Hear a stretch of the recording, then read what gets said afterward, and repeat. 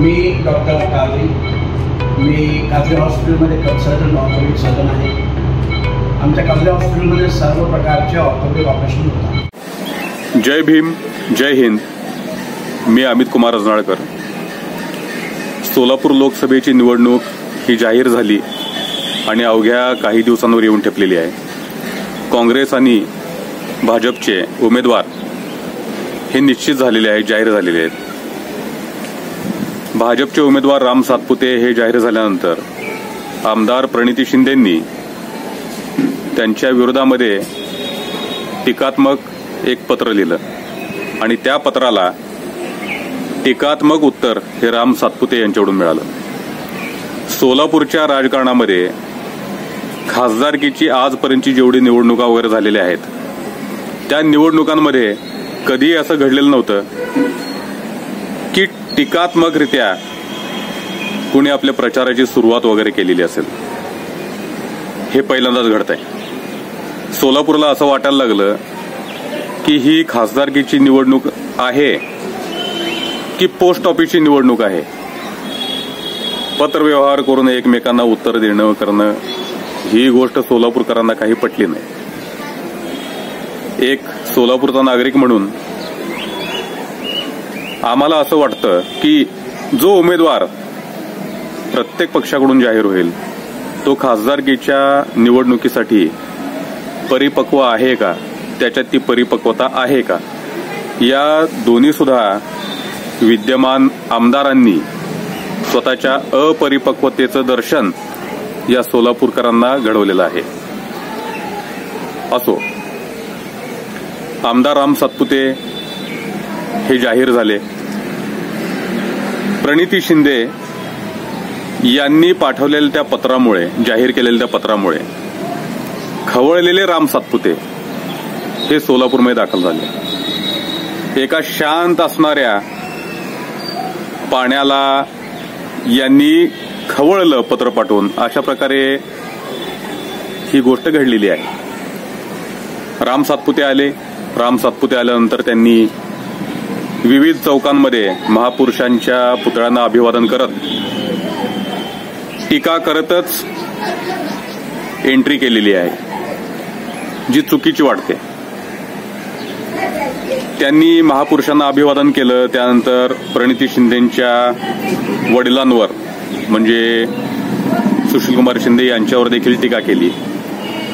म्हणजे आता होणारी ही जी निवडणूक आहे ही सर्व टीकेवरच चालणार की काय, अशी परिस्थिती निर्माण झालेली आहे. यामध्ये आमदार राम सातपुते हे माळशिरस मतदारसंघाचे आमदार ते सोलापूरमध्ये दाखल झाले. पण मी उपरा नाही हे सिद्ध करण्याची त्यांची खटपट ही पहिल्या दिवशीपासून सुरू झालेली होती. सर्व महापुरुषांना त्यांनी अभिवादन केलं, चांगलं केलं. पण या सर्व धांदलीमध्ये ते संत रोहिदास महाराजांना विसरले. ते का बरं विसरले, कशामुळे विसरले, की ते विसरण्यामागं ते RSS मध्ये काम करतात किंवा बजरंग दलाशी संबंधित असतील किंवा अभाविप बरोबर संबंधित असतील किंवा भारतीय जनता युवा मोर्चाचे ते पदाधिकारी असतील किंवा ते भाजपचे आमदार असतील, याचा काही त्यांच्यावर दबाव आहे की काय असं वाटायला लागलेलं आहे. त्यांनी संत रोहिदास महाराजांना विसरून ही निवडणूक प्रक्रिया सुरू केलेली आहे असं एकंदरीत दिसून आलं. भाजपमध्ये गेलेल्या व्यक्तीला स्वतःचे संत महात्मे हे नकोसे वाटतात की काय, अशी असणारी परिस्थिती आज दिसते. हे चिंताजनक आहे. सोलापूरच्या राजकारणामध्ये आजपर्यंत कोणी वैयक्तिक टीका टिप्पणी केलेली नव्हती. मी स्वतः 2019ची सोलापूर दक्षिण विधानसभा निवडणूक लढवली. माझ्या विरोधामध्ये बाबा मिस्त्री आणि सुभाष देशमुख हे उमेदवार होते. पण आम्ही तिघांनीही कुणावरही वैयक्तिकरित्या टीका टिप्पणी वगैरे केली नाही किंवा प्रचारामध्ये अशा गोष्टींचा वापर केला नाही. राजकारणामध्ये हे घडतंय आणि प्रचार अशा पद्धतीनं होतोय. हे नक्कीच खेदजनक आहे, चिंताजनक आहे। या दोन्ही खासदारकीच्या उमेदवारांना यापुढे भरपूर कष्ट घ्यावे लागणार आहेत। महाराष्ट्राचं बदललेलं राजकारण, सोलापूरचं बदललेलं राजकारण, फुटलेले पक्ष, लोकांमधील नाराजी, या सर्व गोष्टींचा त्यांनी विचार करायला हवा। आमदार राम सातपुते ज्या दिवशी इथं आले त्या दिवशी खासदारकीचं जे तिकीट मिळालेलं आहे त्या तिकिटाच्या आनंदामध्ये ते इतके होते की त्यांच्याकडे कोणते मुद्दे आहेत ते मुद्देच त्यांनी सांगितले नाहीत। ते जर आले असते आणि जर त्यांनी सोलापूरच्या पाण्याच्या प्रश्नाबद्दल बोललं असतं, सोलापूरच्या शिक्षणाबद्दल बोललं असतं, बेरोजगारीबद्दल बोललं असतं, नवीन रोजगार तयार करण्याबद्दल बोललं असतं, स्मार्ट सिटीमध्ये जे काही चुकीच्या गोष्टी चाललेल्या आहेत त्या दुरुस्त करण्याबद्दल बोललं असतं, तर एक परिपक्वतेचं दर्शन त्यांच्याकडून घडलं असतं। त्यांना आज पत्रकार विचारतायत, जिकडे जाईल तिकडे वेगळे वेगळे प्रश्न विचारतायत, तेव्हा ते त्यांचं उत्तर देत आहेत की आम्ही बेरोजगारीबद्दल बोलू किंवा याच्याबद्दल त्याच्याबद्दल। आल्या जर त्यांनी सोलापूरच्या पाणी पुरवठ्याबद्दल, उजनी धरणाबद्दल, जे उजनी धरण आज -36% एवढं खाली गेलेलं आहे, आजपर्यंतच्या इतिहासामध्ये एवढं कधीच खाली गेलेलं नव्हतं। जवळपास या मे आणि जून महिन्यामध्ये सोलापूरकरांना भरपूर भीषण अशा पाणी टंचाईचा सामना करावा लागू शकतो।